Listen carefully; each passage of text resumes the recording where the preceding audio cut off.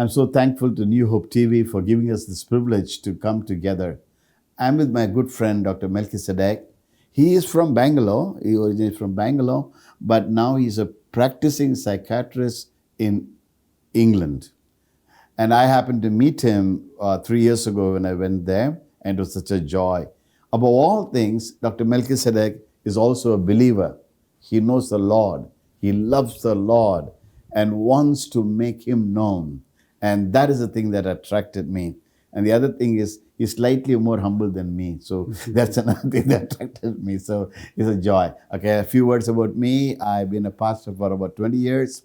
In the last 20 years, I'm a Christian counselor. I've been to Hope TV many times to share. I'm so thankful to Elson for giving me such privileges. And it's such a joy to share these moments. Today, what we're going to do is, we're not going to concentrate on psychiatry as a medical model of medicine. But as a psychiatrist, I would like him to tell us about how, as Christian parents, what we could do to bring health, to bring healing to our children. Because you must understand this. Our children today are living under one of the most difficult times in the history. Now, before COVID, 30% of the children in all over the world were below depression, or they were struggling with depression. This is before COVID, okay? Mm-hmm. Mm-hmm. Now, after COVID, these 2 years has been very, very difficult. And it has reached phenomenal numbers. Now, what I would like to do is, as parents, what are the things that we should know to help our children? They are under tremendous pressure. They tell us that children today are under more pressure than the top CEOs of large companies. Mm. Because the parents want them to become doctors and engineers. They want them to get the first rank. Mm. And then they have peer pressure from their friends. And it's really a very difficult world they live in. So I would like to, this whole thing is like to help, to encourage, to uplift, and to inform parents how to take care of children. Dr. Melchizedek, could you briefly introduce yourself to the audience, please? Thank you, Pastor Vasu, for this wonderful opportunity. It is indeed a joy to be here. As you rightly said, my name is Dr. Melchizedek. I am eternally grateful for my parents to have chosen that name. I was born and brought up in Bangalore to Christian parents. I spent nearly the first 28 years of my life in Bangalore. I graduated in Bangalore Medical College. I did my MBBS in the 90s. And then around 2000, I migrated to the UK, mainly to further my career. I trained in psychiatry over the first few years, and now I'm a practicing psychiatrist for over 20 years there. I've been a consultant psychiatrist, and I mainly deal with adult patients, but in my practice, I also deal with children and children who become adults. Mm. Good, Melky. And let me start by saying this one. My understanding is that the home, the atmosphere at home, the husband-wife relationship, the father and the mother's children relationship, has a profound effect on the child. Yes. So I normally say this: if the father and the mother are fighting like cats and dogs, children will become rats. So what do you think about that? Yeah, quite so right, Pastor. You know, research and studies have indicated that, and these researchers have gone over the last 50 years or so. What they have done is they followed children from their early childhood to become their adolescents and adults. And over the years, they look at the family and the parenting and what they go on to be in their lives. And what we have found is, there are some famous studies like the Isle of Wight study and Michael Rutter, and even some studies in New Zealand. What it has clearly shown, the single most disruptive and negative factor for a child in its development is family discord. குடும்பத்தில் ஒற்றுமை இல்லாத ஒரு நிலைமை. அவங்க சண்டை போடுறது, they keep fighting and no harmony. Yes. So ಒಂದು husband ಅವ್ರ ವೈಫ್ ಮನೆಯಲ್ಲಿ ಒಂದು ಸಮಾಧಾನದ ಇಲ್ಲದೆ ಒಂದು ನೆಲೆಮೆಯಲ್ಲಿ children get on to become difficult, challenging over time. Now, that also, unfortunately, gives rise to what we call as conduct disorders in children. Now, conduct disorder, again, I do not want to go into definitions of mental disorders, but then it also leads on to what we call as antisocial behaviors in the children. In other words, you see the father and mother fighting and things like that, and that mentally disturbs the children. Yes. And then they manifest in inappropriate behavior in society. Absolutely, Pastor. Is it also true that I heard that when the husband and wife fight or when they end up in divorce and separation, the child somehow feels, I am responsible for that one? You're touching upon an important aspect, Pastor, in the sense like we all need help. We all are born with, we need development, we need nourishment. And as a part of it, there's also this thing about self-esteem and our self-worth. And children get their identity, self-esteem and self-worth from parents mainly and from the family unit. And when they do not get that in a as I said, in a family discord, in a broken family, then it gives rise to serious problems of mental disorders. Now, particularly in the Western world, we also know from the 1950s onwards, there have been more divorces. And that has resulted in broken families and what we call as reconstituted families, where a child is brought up by a stepfather or a stepmother or a half sister. They are with half sisters, and their relationships are so disjointed, and that has a serious bearing on their development. And it also, actually, unfortunately, can result in childhood sexual abuse even. And because a half sister, half brother, and all of those kind of things. Yes. And so that is a very severe problem there. And Dr. Melchi, I know you're aware of the Indian situation. Whatever is happening in the West is also happening in our country now. And according to government statistics, 51% of our children in India have been sexually abused. Significant numbers, Pastor. We do know that females and males have different numbers. More females are abused than compared to males. The truth is, unfortunately, the father is also supposed to be one of the bigger persons who end up abusing their own children. Okay. So it is an unfortunate reality, Pastor, but that is the sort of world that we live in. Another thing, Dr. Melchi, I'm very concerned is that many times in our homes, the father does not take responsibility to take care of the children. Yes. According to many studies, what they found out was the high percentage of school dropouts did not have a good father. Teenage pregnancy is a result of because they didn't have a good, loving, understanding, compassionate father. Somehow in our culture, we think that, once the child is born, it is all the mother's responsibility. And yet, in the book of Malachi, the last book, I like to read that verse. It's a very interesting verse because the Bible, this is how the Old Testament ends actually. It says that when the restoring the heart of the father with the child, with the son. This is how it goes. Behold, I'm going to send you Elijah, the prophet, before the coming of the great and terrible day of the Lord. He will restore the hearts of the fathers to the children and the hearts of the children to the father, so that I will not come and smite the land with a curse. When the relationship between the son and the daughter and the father is not beautiful, wonderful, awesome, enjoyable, there is a curse that happens.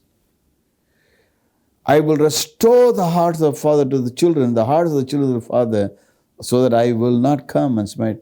In my study, what I found out was that 85% of children who end up in jail did not have a loving father. 60% of teenage pregnancies because they didn't have. When I say a loving father, were the children free to come run into your arms at any time? Were you able to look into your children's eyes and say, you are awesome and amazing? When there was some mistake that they did you punish them severely? They would have broken a pen, you would punish them as if they broke the entire Taj Mahal. And were you affirming them, caring for them? Yes. And in the absence of that, they are 5 times more likely to get into drugs, particularly the father and the child. Almost all problems in society that young people get into, most of it comes from not having a wonderful, affirmative, loving relationship with the father. Absolutely. What is your thought on that? That's a very important question, Pastor. I strongly believe the family unit is important for a society and for a community to flourish. Both the father and the mother play a significant role in the development of the child. Having said that, the father and the mother have different roles in bringing up their children. So when we do have that from a biblical perspective, even, as you know. What we have seen, unfortunately, is broken families gives rise to single parent. And so the children are growing up without a role model. They do not have a model of this is the person who I respond to in this way, and this is a person I can go to in another way. So that is the balance a good family unit gives, a mom, a mother, a father, and the children. So when we have single parents families, when we have that the lack of modeling, role models, children grow up without having serious boundaries. They do not have, they do not learn to know the right from wrong. That sort of thing. And we do see serious behavioral challenges in the community as a result, in the society. Absolutely. One of the things I have found, Dr. Melki, is that in my reading that, see, for example, in Colossians, we read this verse, fathers, do not provoke your children so they will lose heart. This is Colossians chapter 3. In the Amplified Bible, it's so beautiful. It says, fathers, do not provoke your children. It says, lest they get discouraged, sullen, morose, feel inferior, you break their spirit, they lose their self-worth, they lose their confidence, they almost become like half-dead people when the father is not relating to them in a loving way. 3 things that happens to us when the father is particularly not having a good relationship with the children. They are half-dead people. The other thing that happens to them is that when the father and child is not having good relationship, the child has a wishbone but no backbone.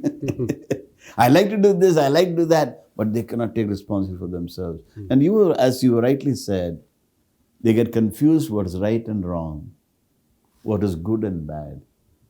And all of that springing many times, because sometimes, Melki, I think the fathers are very angry and short-tempered person. What happens to the child when you grow up like that? When you're angry, short-tempered father? Yes. So there are all of us have good and bad qualities. There's not a perfect parent. Very good, important. The children, particularly young people, listen to this. Nobody had perfect parents. The imperfection varies in degree, that's all. That's absolutely true. Having said that, one of the child gets his self-worth and value and self-esteem and confidence. Those are the sort of things that we inculcate in the family unit. And father plays a significant role in that.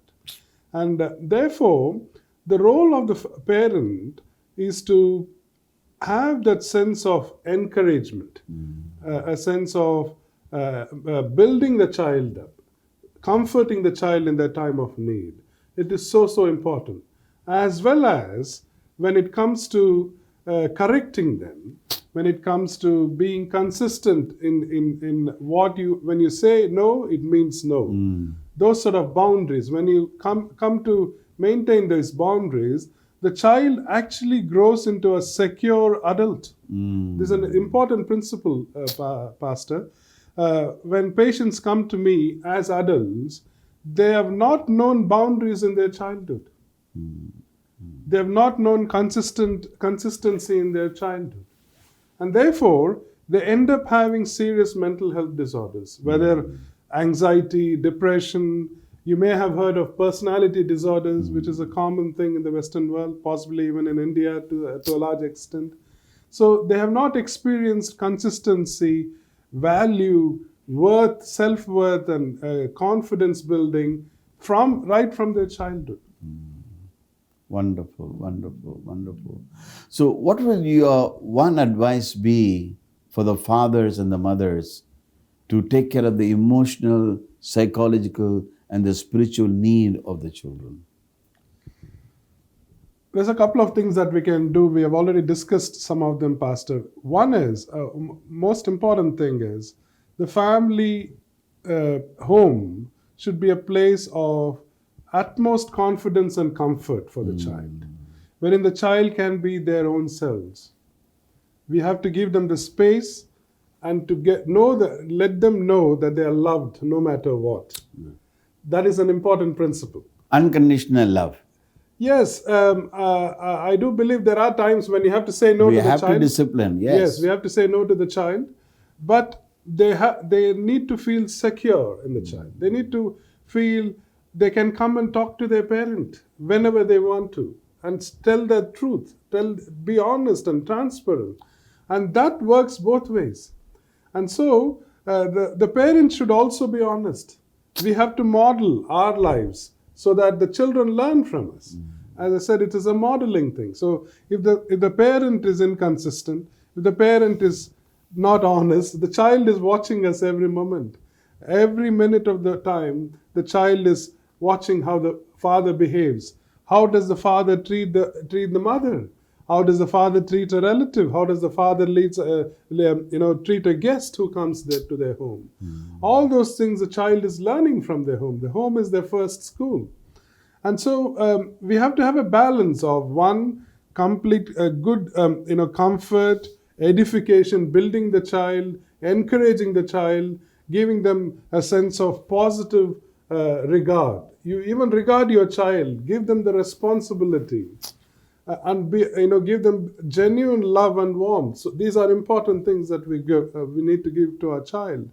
At the same time, we also have to balance it with some clear boundaries, consistency, and when we say certain things, we need to act on it and be sure about it. So suppose you say, if you do this is the punishment, you have to give that punishment, isn't it? Yes, we have to stick to our word. We have to show that we mean what we say. That's an important quality. Yeah, wonderful, wonderful, wonderful. And so we have to discipline them, but all discipline has to be done in the context of a loving relationship. Absolutely, Pastor. Because if you're only, sometimes in some families, fathers are like policemen. Hey, what are you doing? Hey, what are you doing? Hey.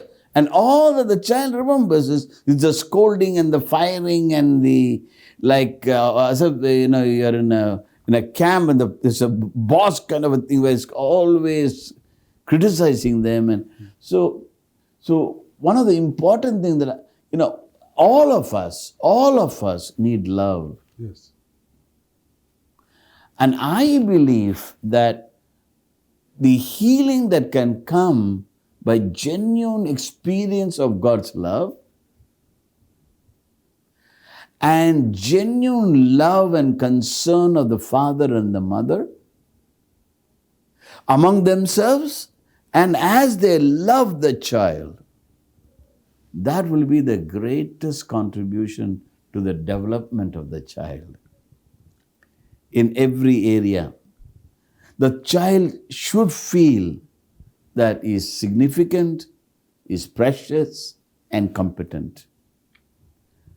And don't you think that's so important for the parents to let the child feel significant, precious, and competent?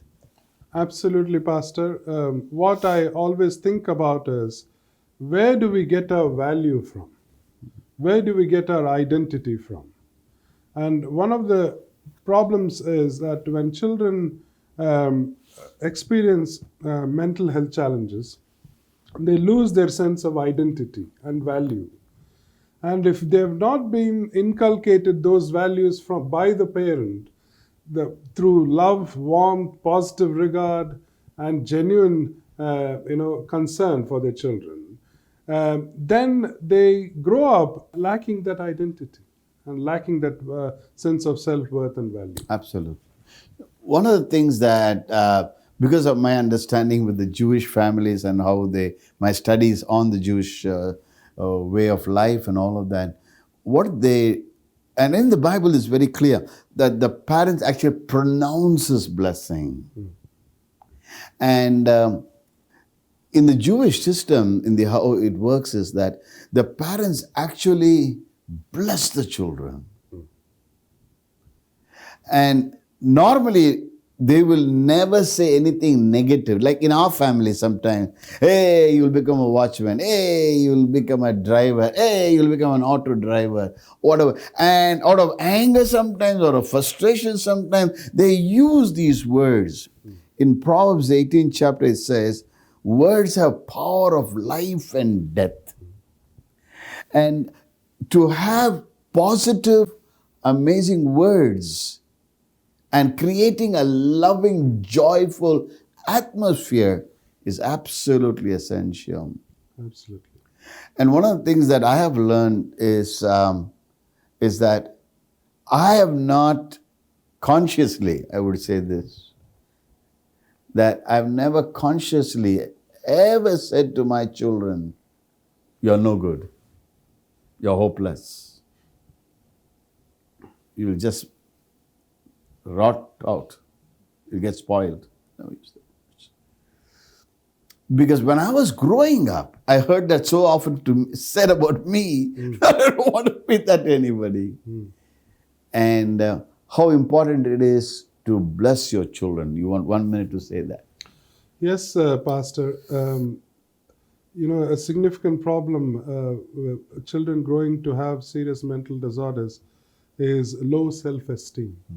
If you go into any serious mental disorder, you look at the core problem, it is low self-esteem and low self-worth. Wonderful. And what leads to such things is also studies have shown in mental disorders, particularly stress-induced mental disorders, when there are critical comments, hostility, and emotional over-involvement in the family environment, that leads on to relapse and more stress and more situations where it can give rise to mental illness, Pastor. Wonderful, wonderful. And I think one advice as a pastor, and which I have done for my children, is every day before they went to school, Dr. Melchi, or college, I put my hand upon them and I bless them every day. No saying, oh, Lord, change them, correct them, let them not see too much of TV. No. Just blessing them. Yes, Pastor. And it has done amazing miracle. Thank you.